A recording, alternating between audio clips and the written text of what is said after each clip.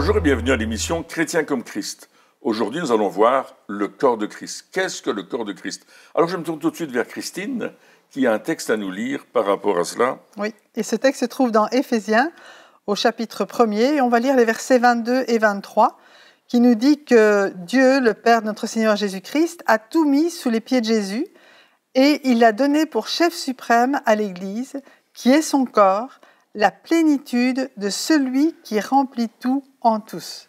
Alors ça a l'air d'être une phrase pour moi assez compliquée, mais j'ai regardé un petit peu les significations, et en fait, ce que l'apôtre Paul dit, d'abord que l'Église est un mystère, mais ce que ce passage dit, c'est que Jésus remplit l'Église, mais en même temps, l'Église est aussi la plénitude du Christ.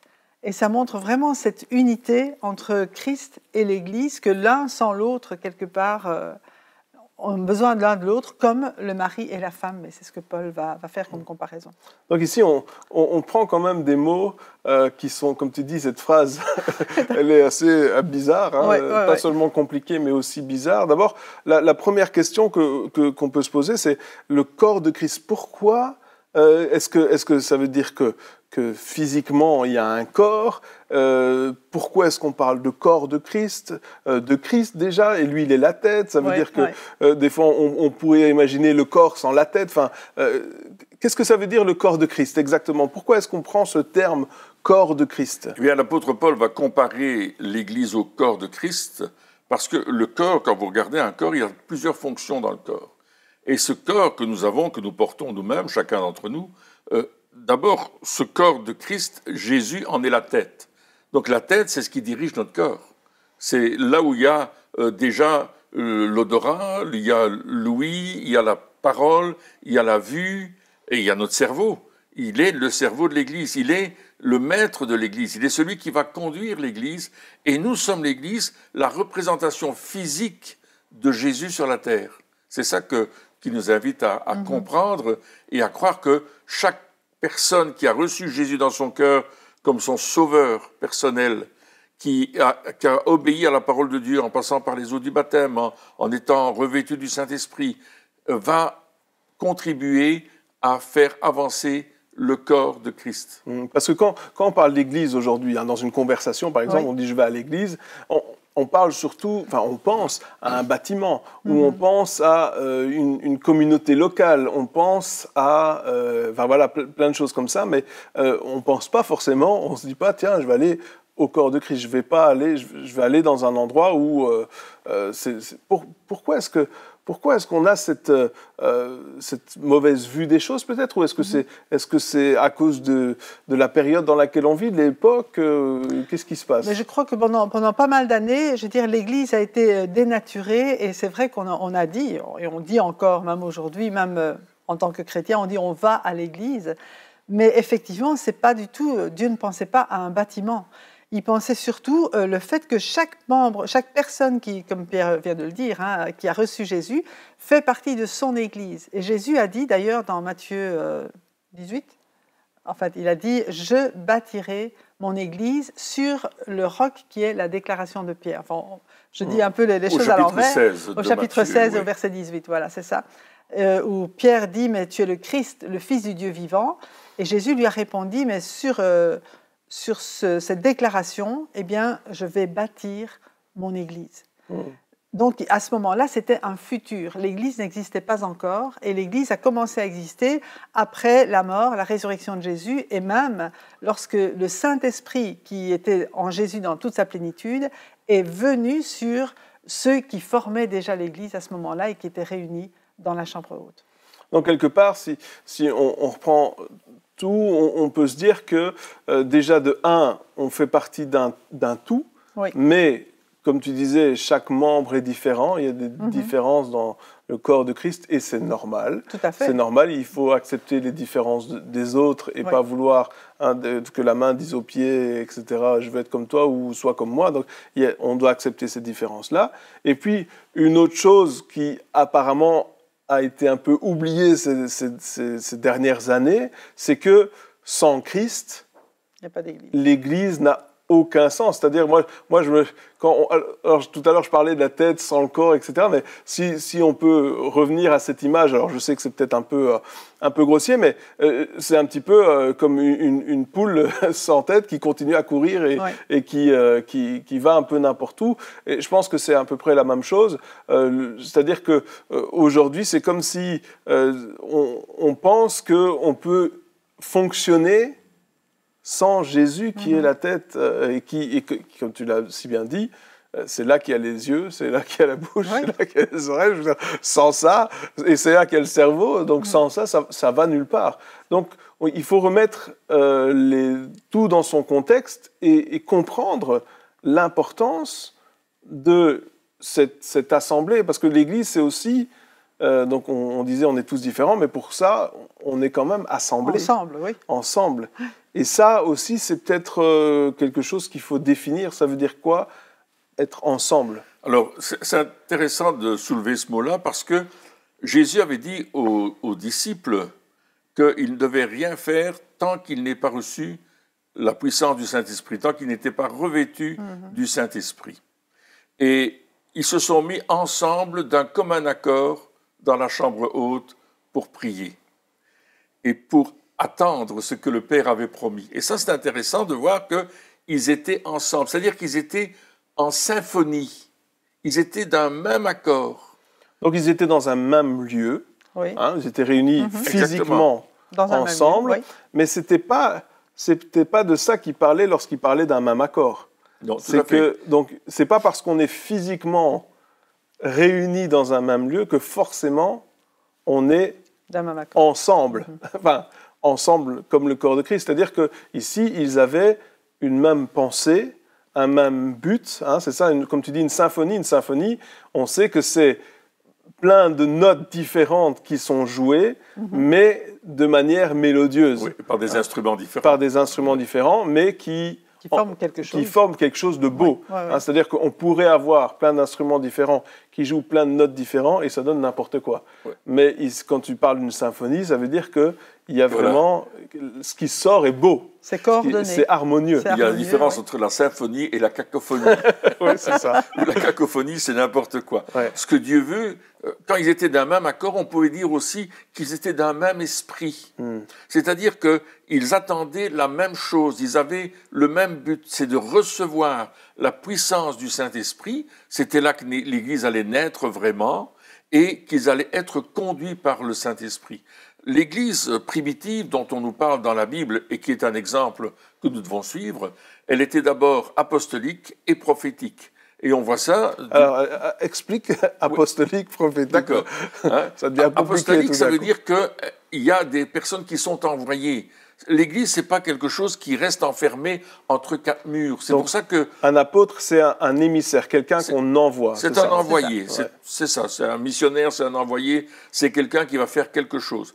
L'Église avait cet objectif et ce but, c'est d'annoncer l'Évangile. D'ailleurs, Jésus l'avait dit dans Matthieu 28, d'annoncer l'Évangile à toutes les nations, à toutes les ethnies de la terre, en fait.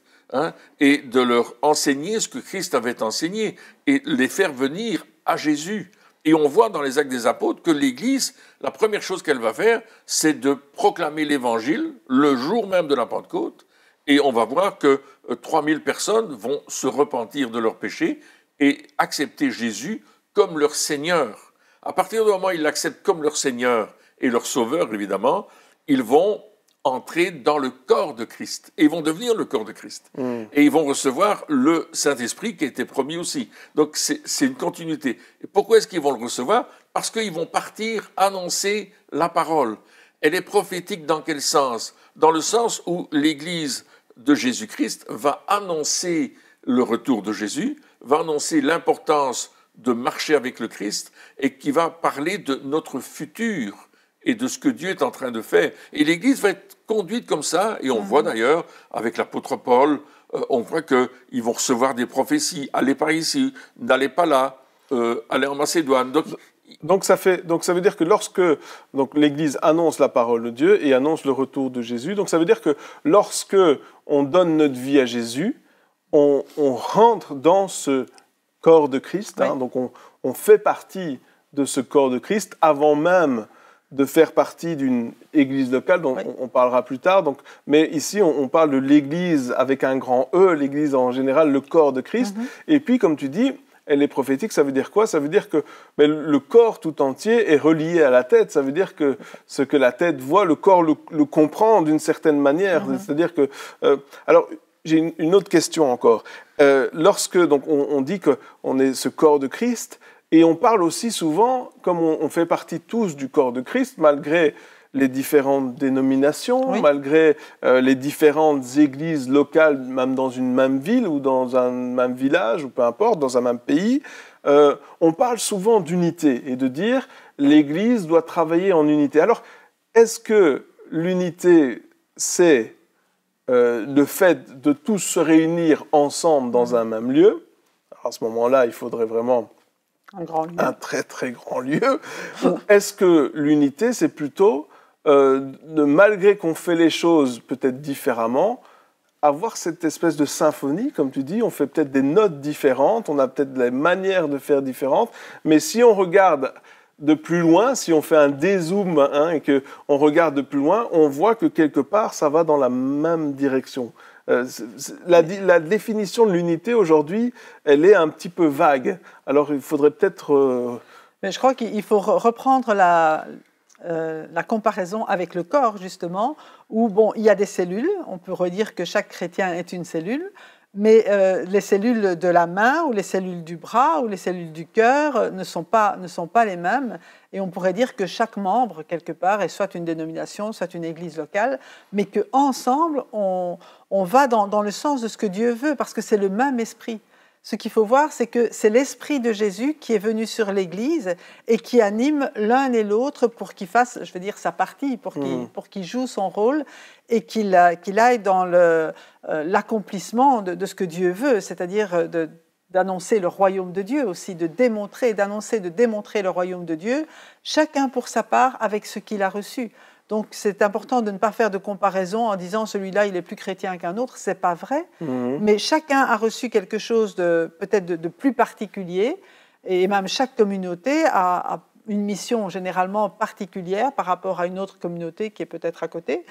Mais toutes effectivement vont dans le même sens de démontrer à la fois la diversité de Dieu, qu'une personne ne peut pas appréhender tout ce qu'est Dieu, mais tous ensemble, et l'Église dans tout son ensemble, c'est elle qui est le pilier de la vérité, et c'est toute l'Église qui va démontrer Jésus. Donc ce qui est important pour nous et pour chaque chrétien, c'est d'abord de se respecter, de s'honorer les uns les autres, de reconnaître dans ceux qui ne sont pas peut-être de la même dénomination ou de la même Église, un chrétien qui a exactement la même valeur, la même raison d'être dans le corps de Christ, et simplement de marcher ensemble là où le Seigneur nous conduit. Donc finalement, le plus important, c'est de s'assurer d'être connecté à la tête. C'est ça. si je résume bien, on va se dire, si mon doigt il est bien connecté à ma tête et que mon pied aussi, même si ils ne se croisent jamais,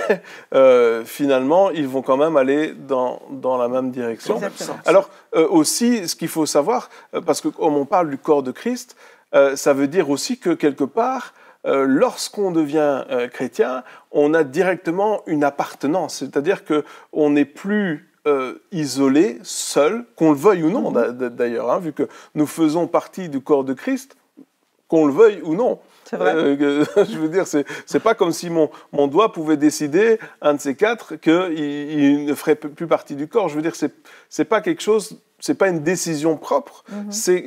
Et donc, il faut peut-être accepter cette appartenance, puisqu'il y a des personnes qui sont solitaires, qui aiment être seules. Et donc, quelque part, il faut aussi que même ces personnes-là puissent se dire « Ah, mais j'appartiens à quelque chose de plus grand que moi, quelque part.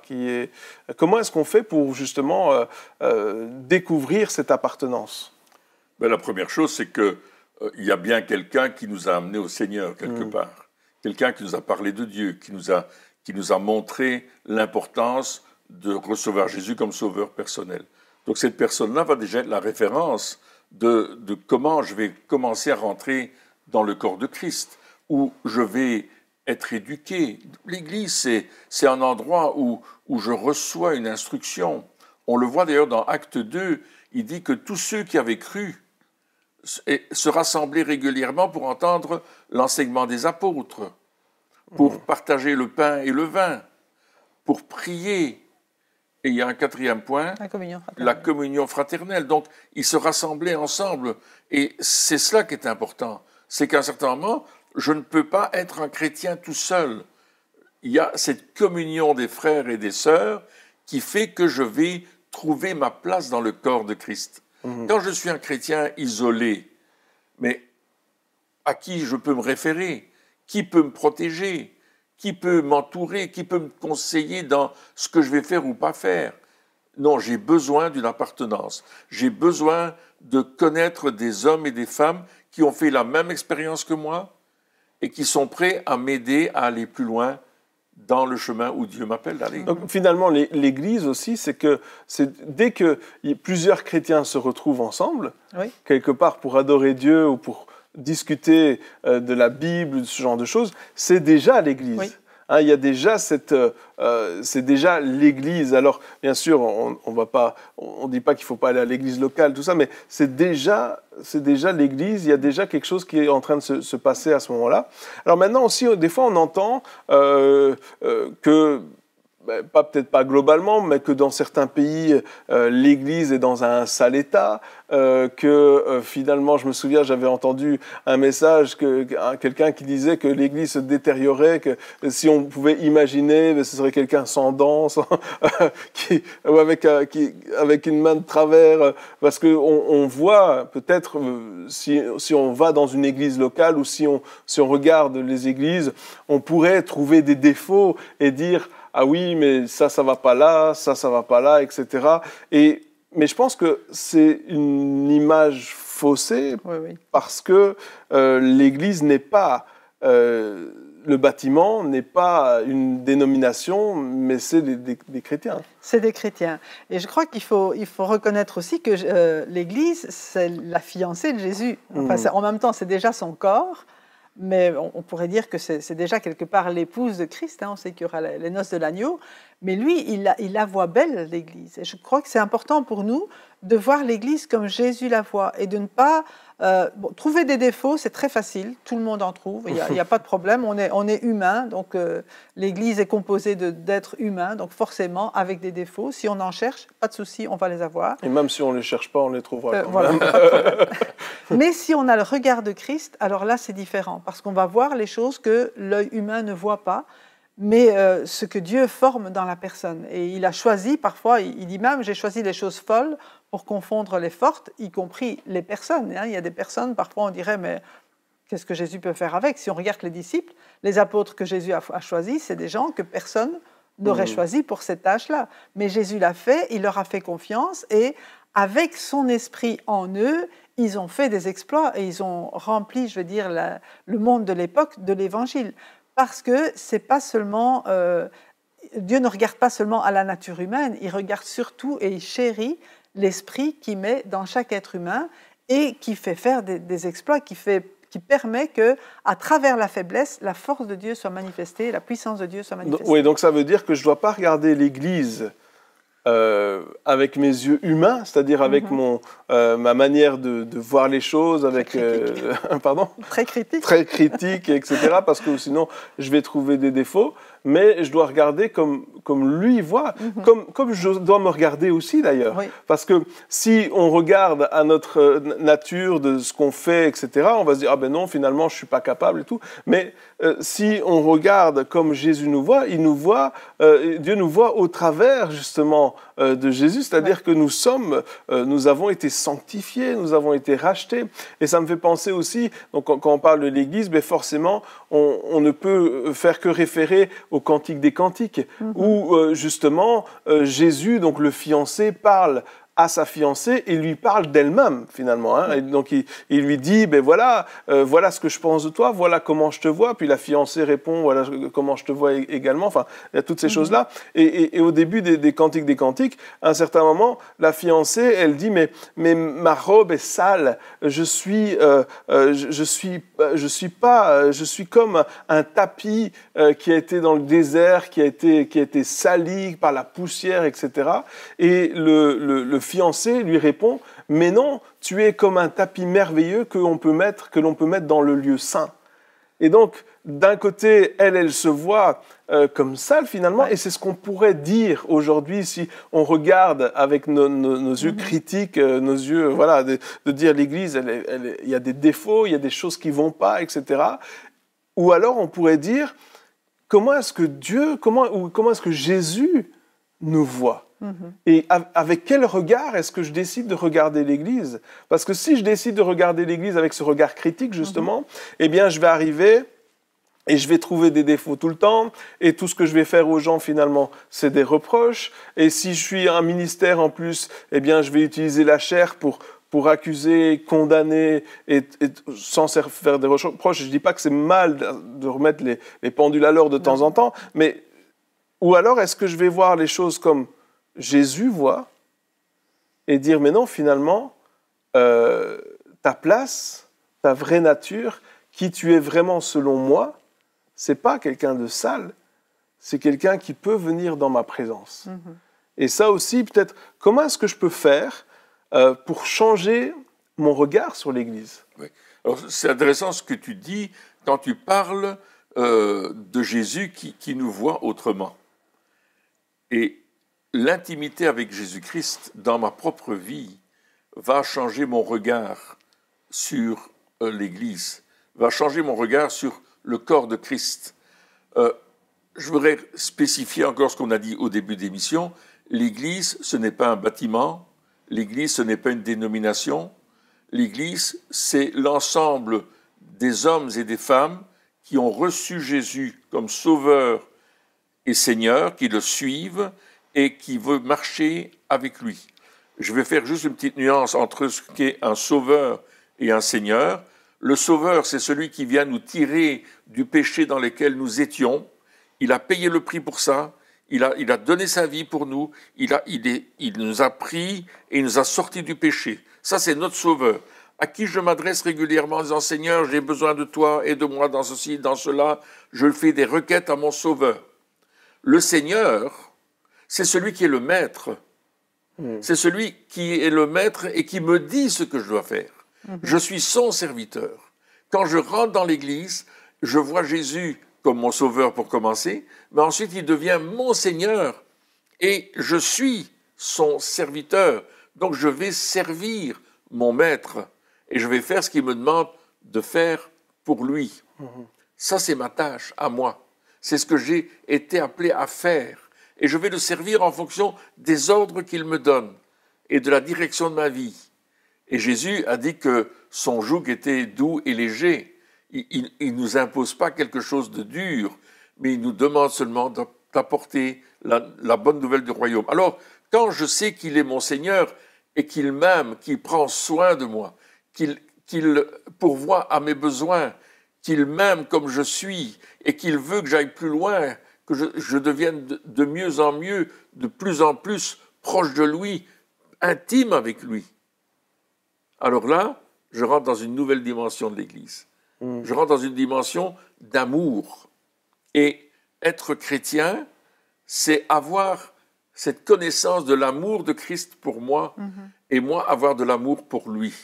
Et c'est cet amour-là qui va faire que je vais voir que l'Église est belle. Et je ne vais pas considérer qu'elle est moche ou qu'elle ne va pas bien. Non, je vais la voir belle.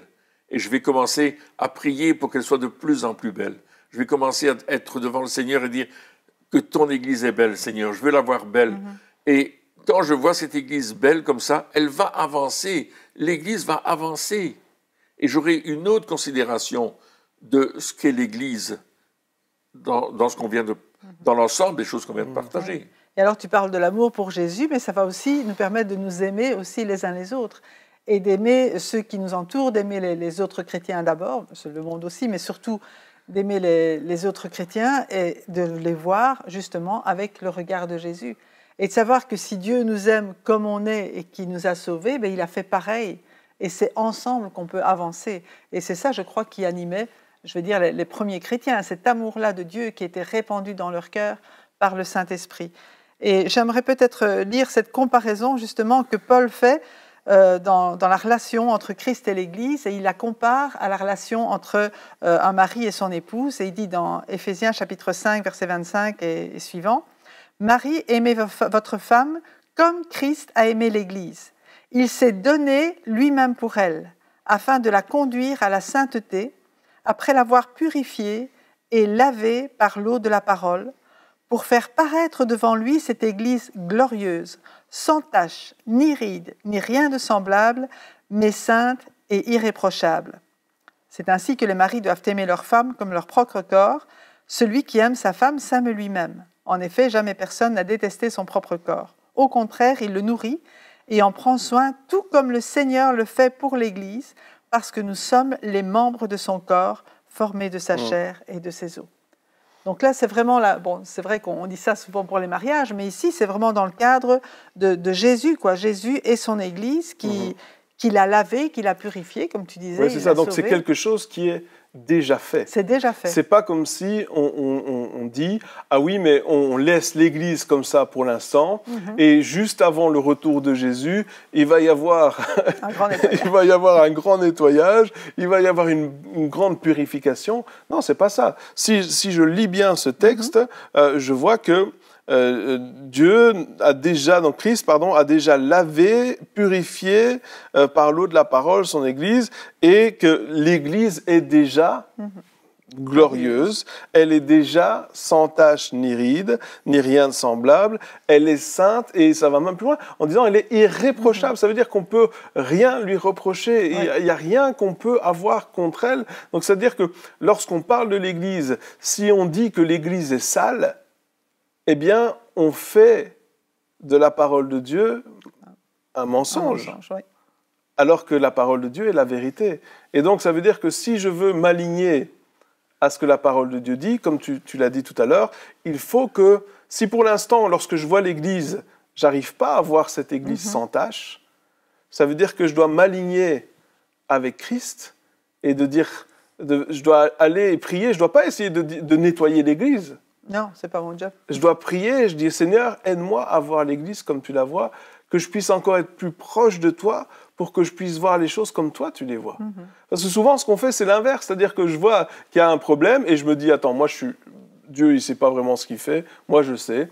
Je vais aller et je vais être le grand nettoyeur de l'Église. Alors que finalement, on a cet appel de dire, on revient encore à l'intimité en se disant, finalement, je vais m'approcher de Dieu. Je vais être plus près de lui, je vais accepter le fait qu'il me voit saint, et ça va me faciliter à voir l'Église comme elle est vraiment, c'est-à-dire sainte, sans tache, ni ride, ni imperfection, et nous faisons partie de ce corps de Christ. Amen. Eh bien, chers amis, merci de nous avoir suivis encore pour cette émission, et on se retrouve très bientôt pour la suite.